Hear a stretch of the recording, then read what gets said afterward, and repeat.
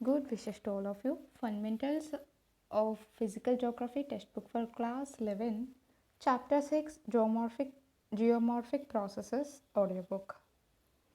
After learning about how the earth was born, how it evolved, its crust and other inner layers, how its crustal plates moved and are moving, and other information on earthquakes, the forms of volcanism, and about the rocks and minerals the crust is composed of, it is time to know in detail about the surface of the earth on which we live. Let us start with this question: why is the surface of the earth uneven? The earth crust is dynamic. You are well aware that it has moved and moves vertically on and horizontally. Of course, it moved a bit faster in the past than the rate at which it is moving now. The differences in the internal forces operating from within the earth which built up the crust have been responsible for the variations in the outer surface of the crust. The earth's surface is being continuously subjected to external forces induced basically by energy, sunlight. Of course, the internal forces are still active, though with different intensities. That means the Earth's surface is being continuously subjected to by external forces originating within the Earth's atmosphere and by internal forces from within the Earth. The external forces are known as exogenic forces, and the internal forces are known as endogenic forces.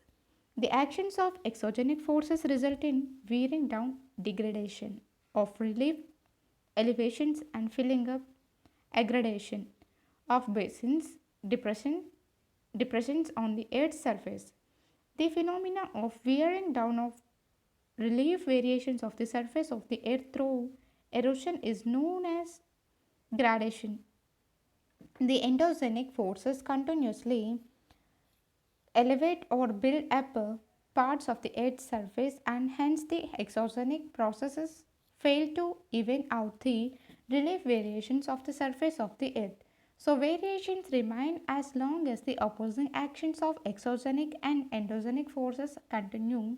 In general terms, the endogenic forces are mainly land building forces and the exogenic processes are mainly land wearing forces.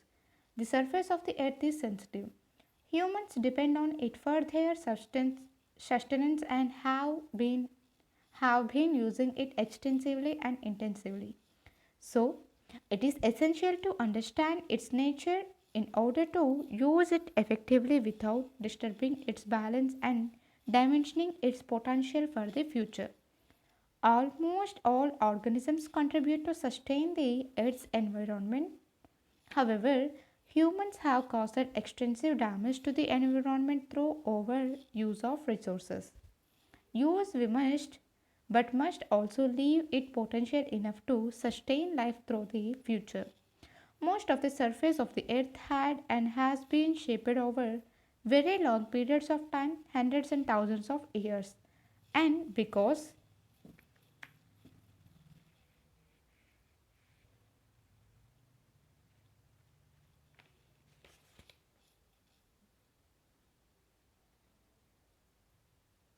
sorry and because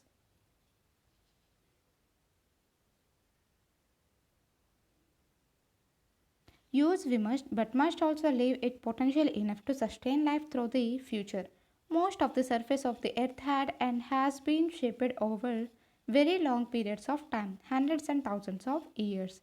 And because of its use and misuse by humans, its potential is being diminished at a fast rate. If the processes which shape it and are shaping the surface of the earth into varieties of forms, shapes, and the nature of materials of which it is composed of are understood, precautions can be taken to minimize the detrimental effects of human use and to preserve it for posterity. Geomorphic processes. You would like to know the meaning of geomorphic processes. The endogenic and exogenic forces causing physical stresses and chemical actions on the earth materials and bringing about changes in the configuration of the surface of the earth are known as geomorphic processes. Diastrophism and volcanism are endogenic geomorphic processes. These have already been discussed in brief in the preceding unit. Weathering, mass wasting, erosion, and deposition are exogenic geomorphic processes.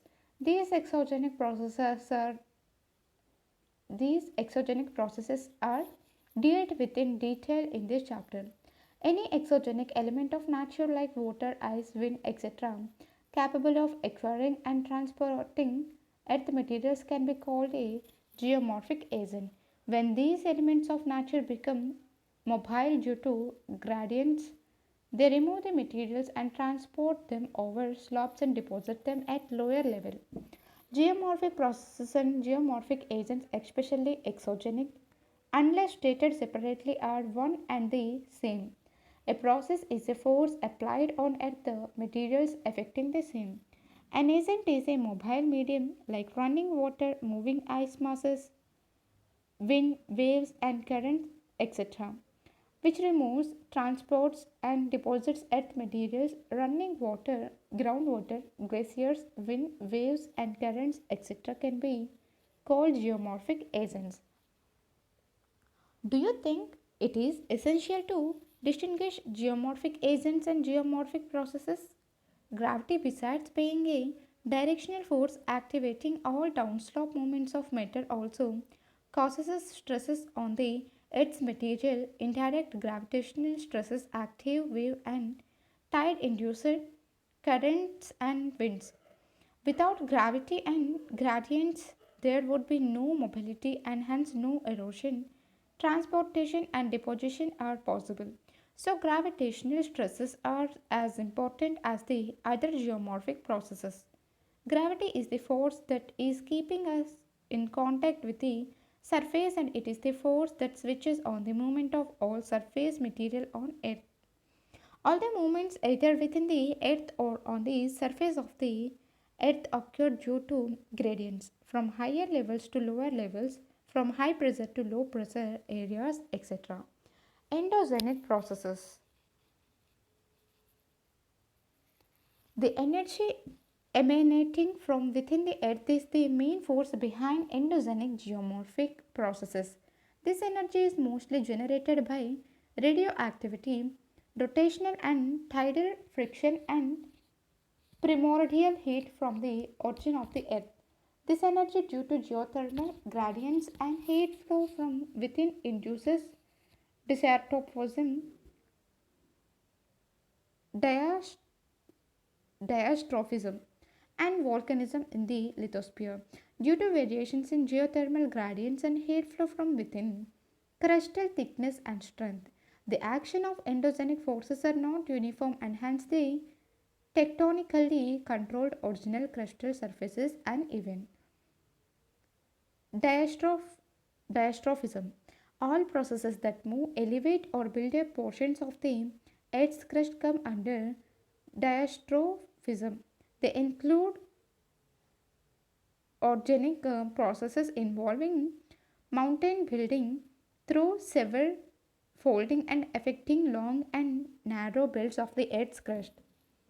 Apiorogenic processes involving uplift or warping of large parts of the Earth's crust, earthquakes involving local relatively minor movements, plate tectonics involving horizontal movements of crustal plates. In the process of orogeny, the crust is severely deformed into folds. Due to apiorogeny, there may be simple deformation. Orogeny is a mountain building process, whereas apiorogeny is continental building process. Through the processes of orogeny, apiorogeny, earthquakes, and plate tectonics, there can be faulting and fracturing of the crust. All these processes cause pressure, volume, and temperature (PVT) changes, which in turn induce metamorphism of rocks. Apiorogeny and orogeny cite the differences. Volcanism. Volcanism includes the movement of molten rock magma onto or toward the its surface and also formation of many intrusive and extrusive volcanic forms. Many aspects of volcanism have already been dealt in detail under volcanics in the Unit 2 and under igneous rocks in the preceding chapters in this unit. What do the words volcanism and volcans indicate? Exogenic process. The exogenic processes derive their energy from atmosphere determined by the ultimate energy from the sun and also the gradients created by tectonic factors. Why do you think that the slopes or gradients are created by tectonic factors? Gravitational force acts upon all earth materials having a sloping surface and tend to produce movement of matter in downslope direction. Force applied per unit area is called stress. Stress is produced in a solid by pushing or pulling. This includes this induces in deformation. Forces acting along the faces of earth materials are shear stresses separating forces.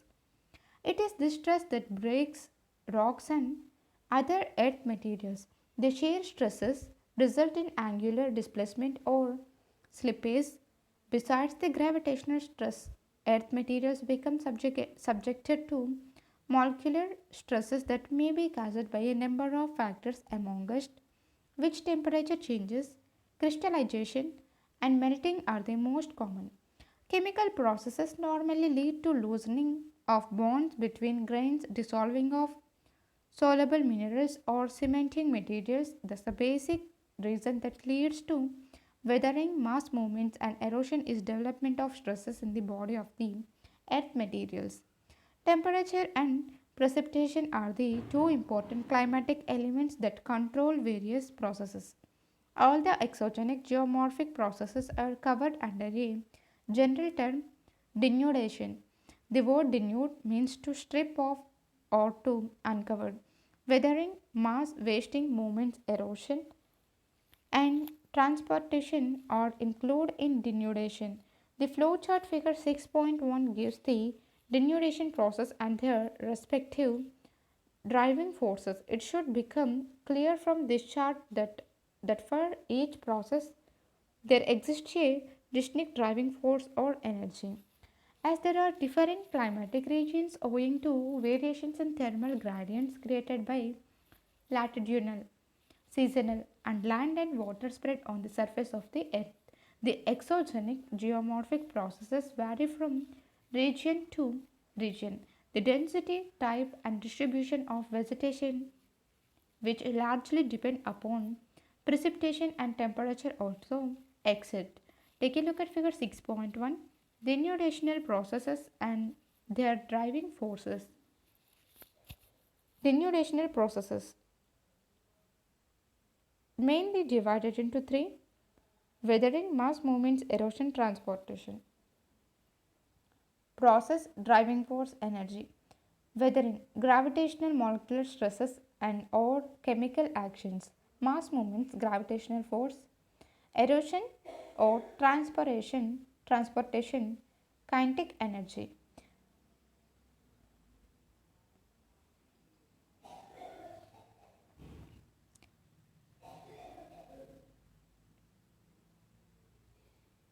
As there are different climatic regions owing to variations in thermal gradients created by latitudinal, seasonal, and land and water spread on the surface of Earth, the exogenic geomorphic processes vary from region to region. The density, type, and distribution of vegetation, which largely depend upon precipitation and temperature, also exert influence indirectly on exogenic geomorphic processes.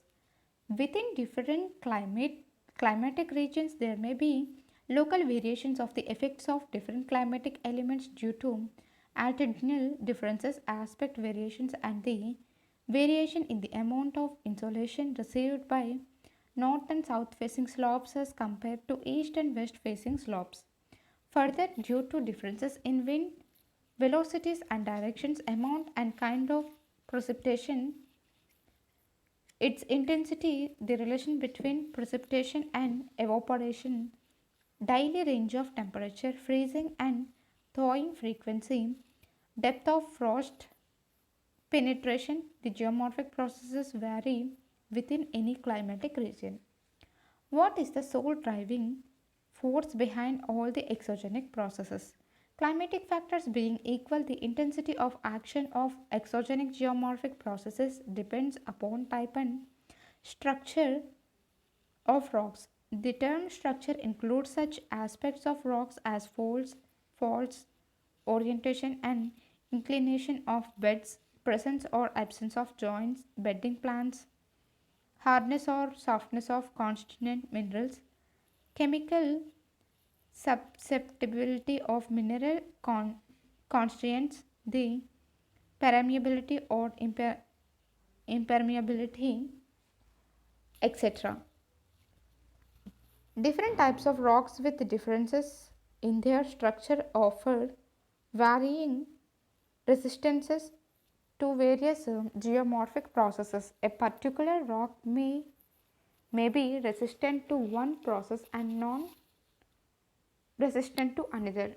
And under varying climatic conditions, particular rocks may exhibit different degrees of resistance to geomorphic processes and hence they operate at differential rates and give rise to differences in topography. The effects of most of the exogenic geomorphic processes are small and slow and may be imperceptible in a short time span, but will in the long run affect the rocks severely due to continued fatigue. Finally, it boils down to one fact that the differences on the surface of the earth, though originally related to the crustal evolution, continue to exist in some form or the other due to differences in the type and structure of earth materials, differences in geomorphic processes, and in their rates of operation. Some of the exogenic geomorphic processes have been dealt in detail here. Weathering. Weathering is action of elements of weather and climate over earth materials. There are a number of processes within weathering which act either individually or together to affect the earth materials in order to reduce them to fragmental state. Weathering is defined as mechanical disintegration and chemical decomposition of rocks through the actions of various elements of weather and climate. As very little or no motion of materials takes place in weathering, it is an in situ or on site process. Is this little motion, which can occur sometimes due to weathering, synonymous with the transportation? If not, why?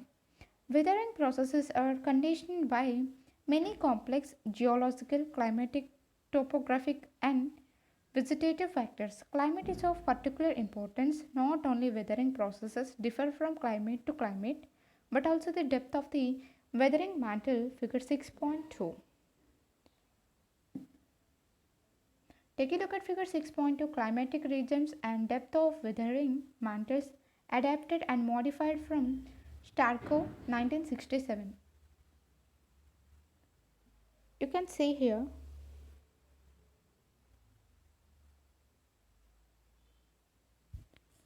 precipitation meters, millimeters, tundra, taiga, postal zone, precipitation, steppe, semi-desert and desert, temperature, savanna, fresh rock, zone of little chemical alteration, zone of moderate to good chemical alteration, clay mineral zone, zone of dominance of oxides of aluminium, soil with oxides of iron and aluminium. Activity. Mark the latitude values of different climatic regions in figure 6.2 and compare the details. There are three major groups of weathering processes: chemical, physical, or mechanical.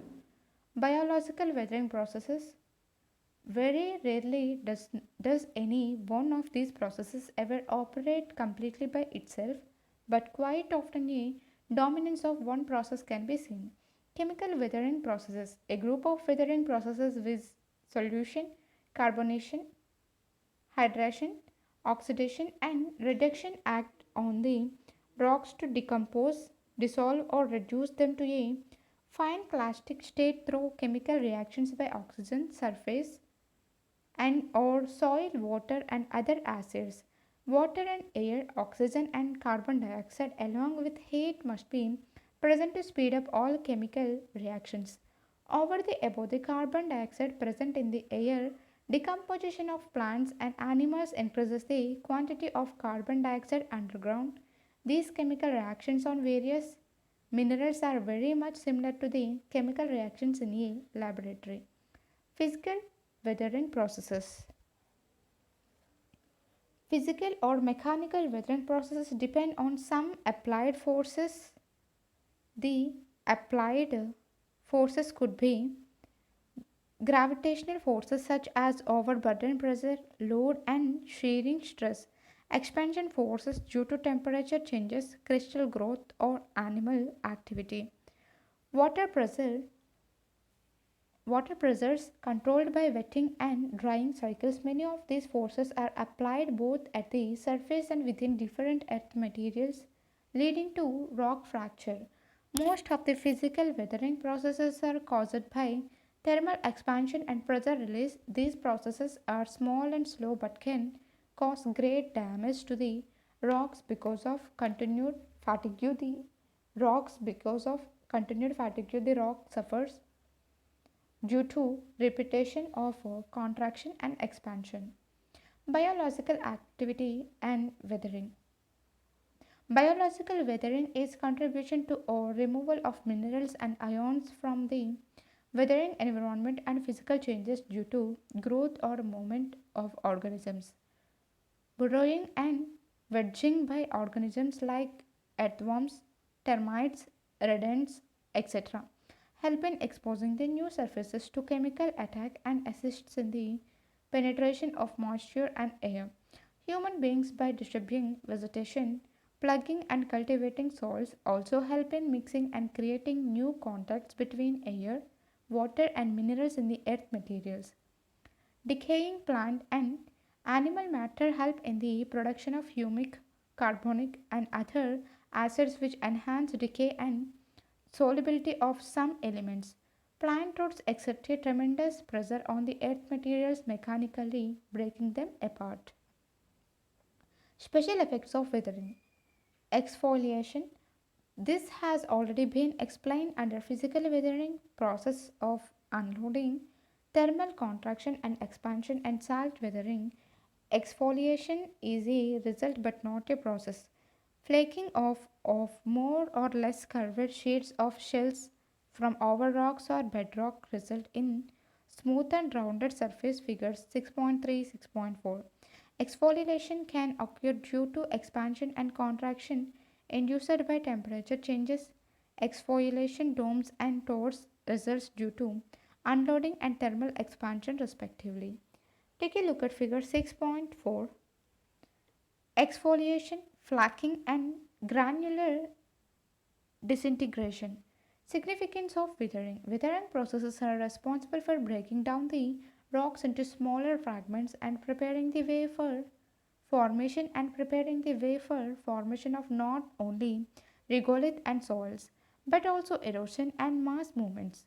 Biomes and biodiversity is basically a result of forest vegetation, and forests depend upon the depth of watering mantles. Erosion cannot be significant in the if the rocks are not weathered. That means withering aids mass wasting, erosion and reduction of relief and changes in landforms are a consequence of erosion. Weathering of rocks and deposits help in the enrichment and concentrations of certain valuable ores of iron, manganese, aluminium, copper, etc., which are of great importance for the national economy. Withering is an important process in the formation of soils.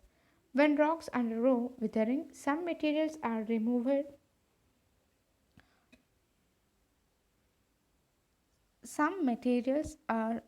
removed through chemical or physical leaching by groundwater, and thereby the concentration of remaining valuable materials increases. Without such a weathering taking place, the concentration of the same valuable material may not be sufficient and economically be able to exploit, process, and refine. This is what is called enrichment. Mass movements. These movements transfer the mass of rock debris down the slopes under the direct influence of gravity.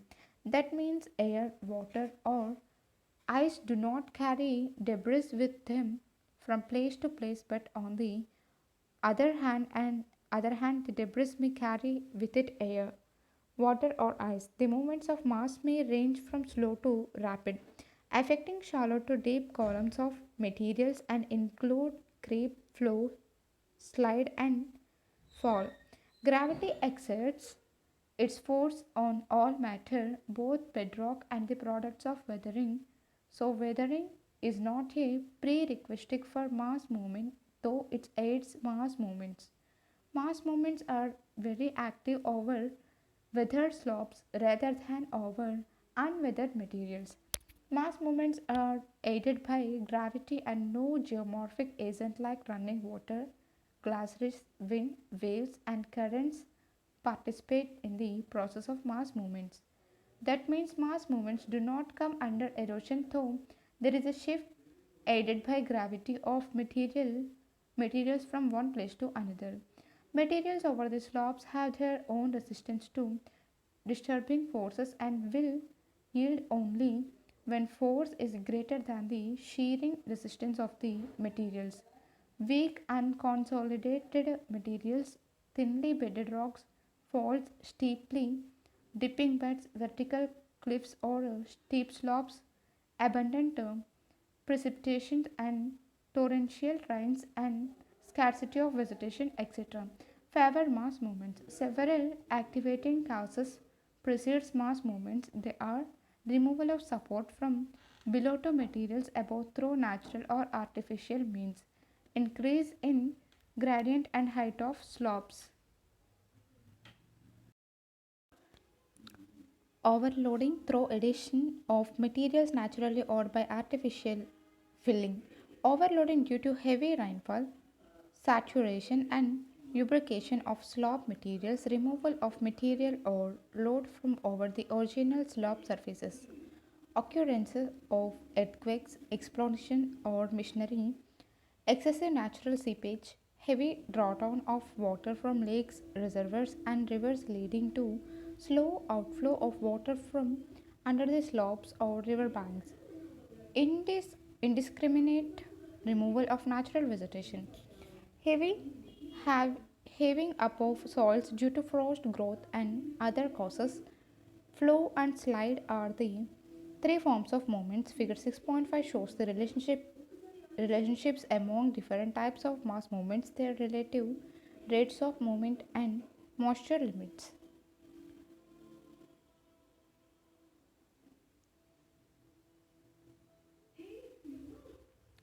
Landslides. These are relatively rapid and uh, perceptible movements. The materials involved are relatively dry. The size and shape of the detached mass depends on the nature of discontinuities in the rock, the degree of withering, and the steepness of the slope. Depending upon the type of movement of materials, several types are identified in this category. Slump is slipping of one or several units of rock debris with a backward rotation with respect to the slope over which the movement takes place. Figure 6.6 rapid rolling or sliding of earth debris without backward rotation of mass is known as debris slide. Take a look at figure 6.6 slumping of debris with backward rotation. Ideal position of slope slump body showing backward rotation of materials. Take a look at figure 6.7 landslide scars in Shivalik Himalayan ranges near river Sarada at India-Nepal border, Uttar Pradesh.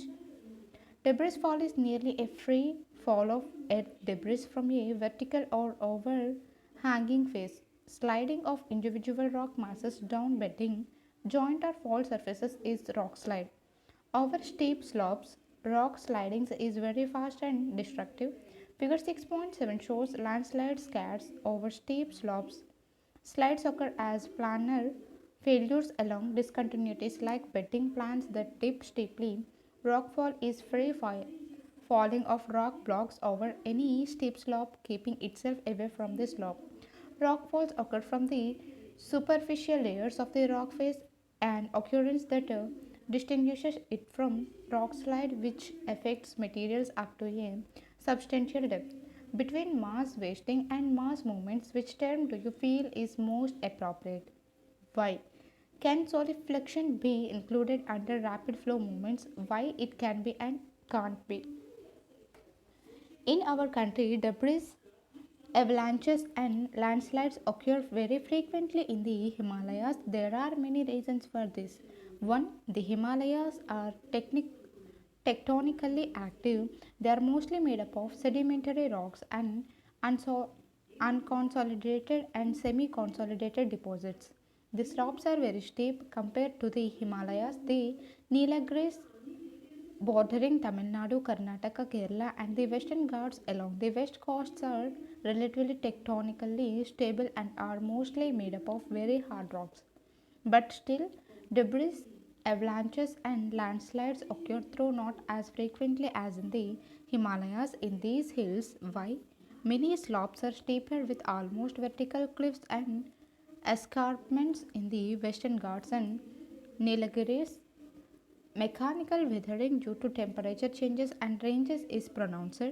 They receive heavy amount of rainfall over short periods, so there is almost direct rockfall quite frequently in these places along with landslides and debris avalanches. Erosion and deposition. Erosion involves acquisition and transportation of rock debris. When massive rocks break into smaller fragments through weathering and any other progress, erosional geomorphic agents like running water, groundwater, glaciers, wind, and waves remove and transport it to other places depending upon the dynamics of each of these agents. Abrasion or by rock debris carried by these geomorphic agents also aids greatly in erosion. By erosion, relief degrades, that is, the landscape is worn down. That means, though weathering aids erosion, it is not a precondition for erosion to take place. Weathering, mass wasting, and erosion are degradational processes. It is erosion that is largely responsible for continuous changes that the earth's surface is undergoing. As indicated in figure 6.1, denudational processes like erosion and transportation are controlled by kinetic energy.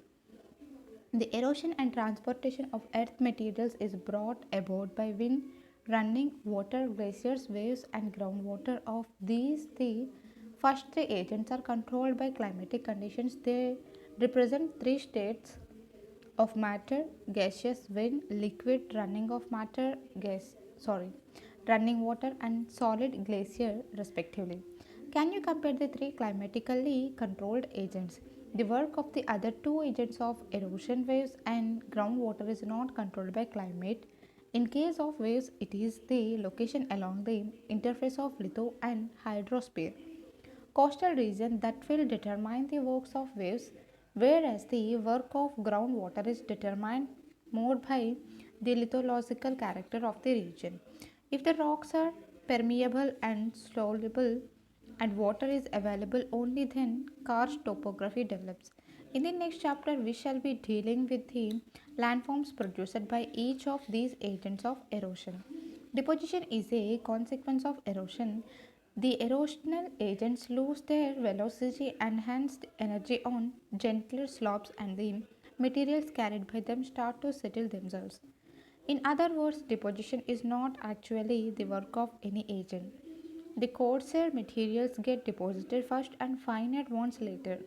By deposition, depressions get filled up. The same erosional agents with running water, glaciers, wind, waves, and groundwater act as aggradational or depositional agents also.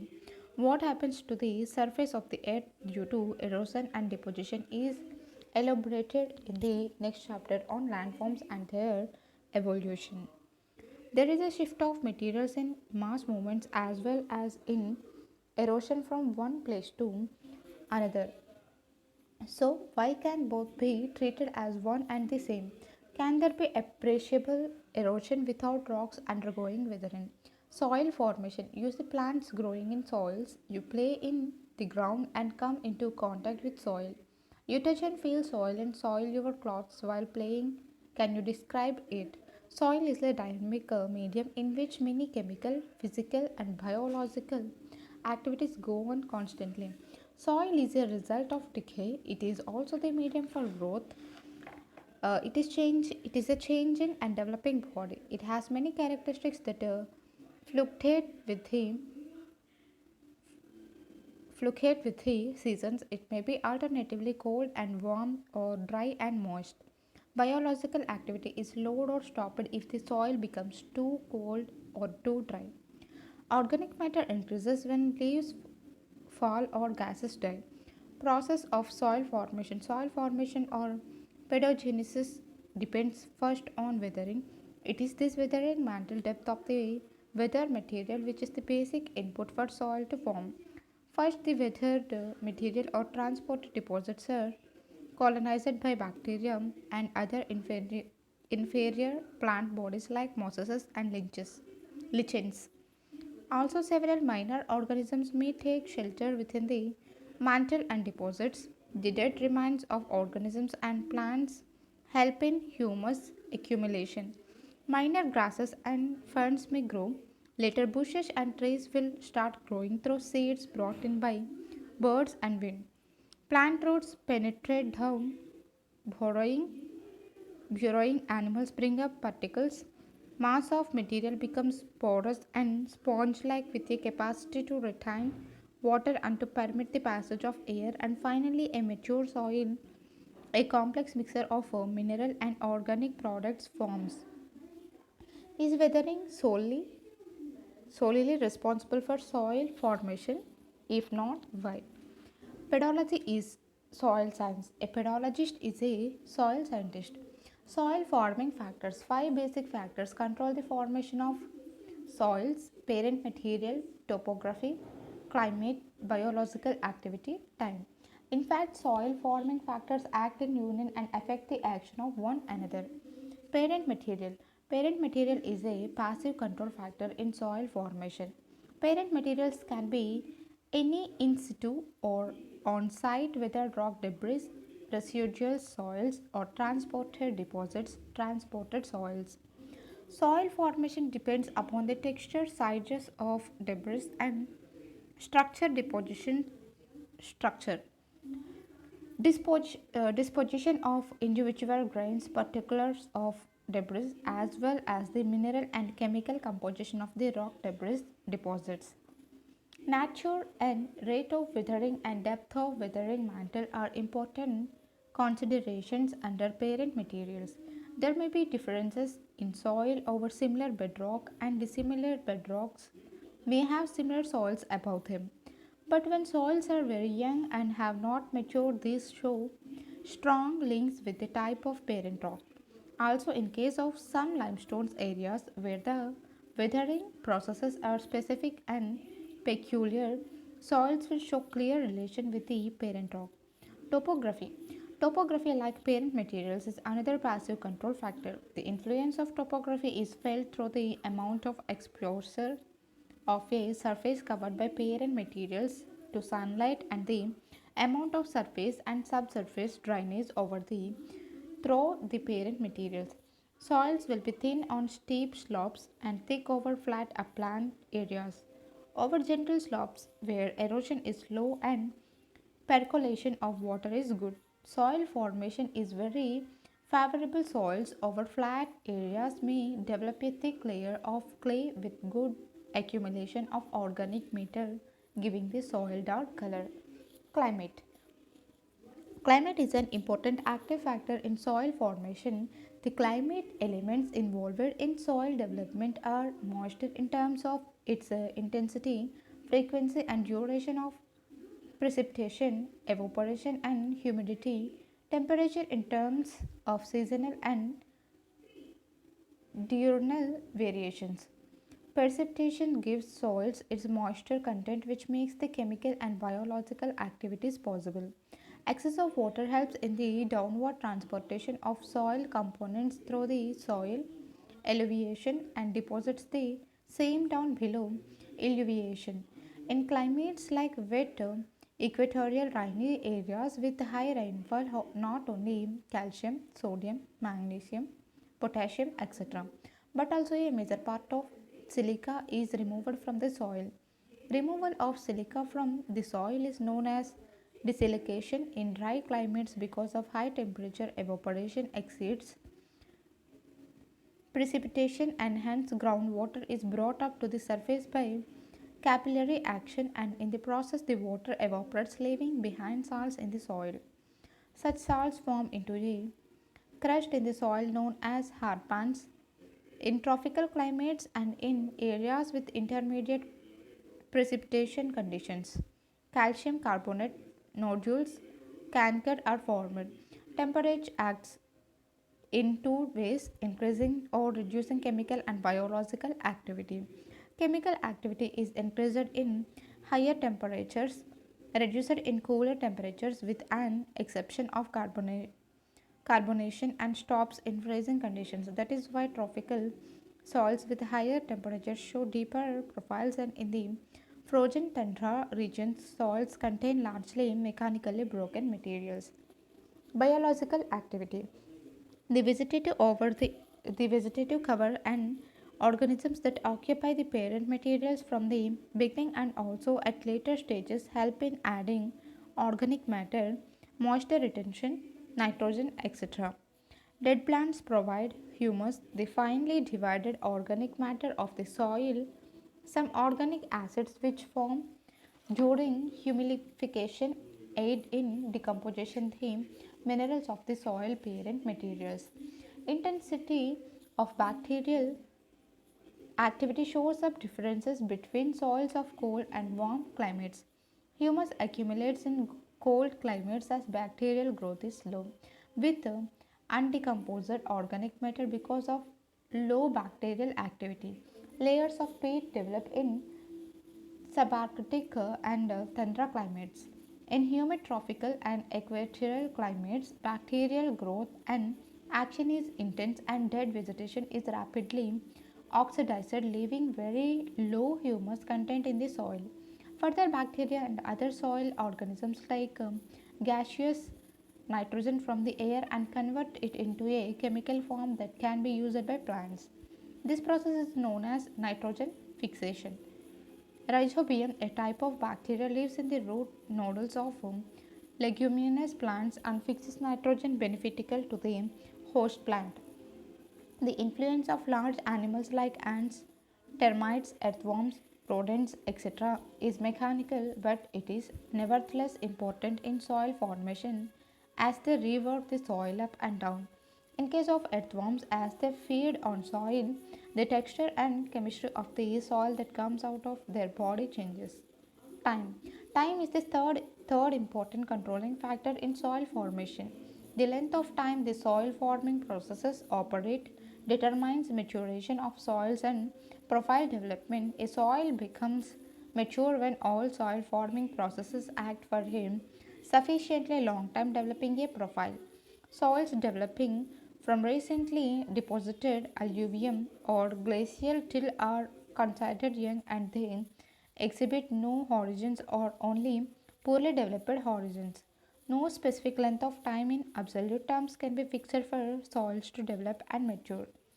It is necessary to separate the process of soil formation and the soil forming control factors. Via time, topography, and parent material considered as passive control factors in soil formation. Exercises. Multiple choice questions. Which one of the following processes is a gradational process? Deposition, volcanism, diastrophism, erosion. Which one of the following material is affected by hydration process? Granite, quartz, clay, salts. Debris avalanche can be included in the category of landslides, rapid flow mass movements, slow flow mass movements, subsidence. Answer the following questions in about 30 words. It is weathering that is responsible for biodiversity on the earth. How? What are mass movements that are real, rapid, and perceptible list? What are the various mobile and multi exogenic geomorphic agents, and what is the prime job they perform? Is weathering essential as a prerequisite in the formation of soils? Why? Answer the following questions in about 150 words. Our Earth is a playfield for two opposing groups of geomorphic processes. Discuss. Exogenic geomorphic processes derive their ultimate energy from the sun's heat. Explain. Are physical and chemical weathering processes independent of each other? If not, why? Explain with examples. How do you distinguish between the process of soil formation and soil forming factors? What is the role of climate and biological activity as two important control factors in the formation of soils? Project work. Depending upon the topography and materials around you, observe and record climate, possible weathering process, and soil contents and characteristics. Thank you.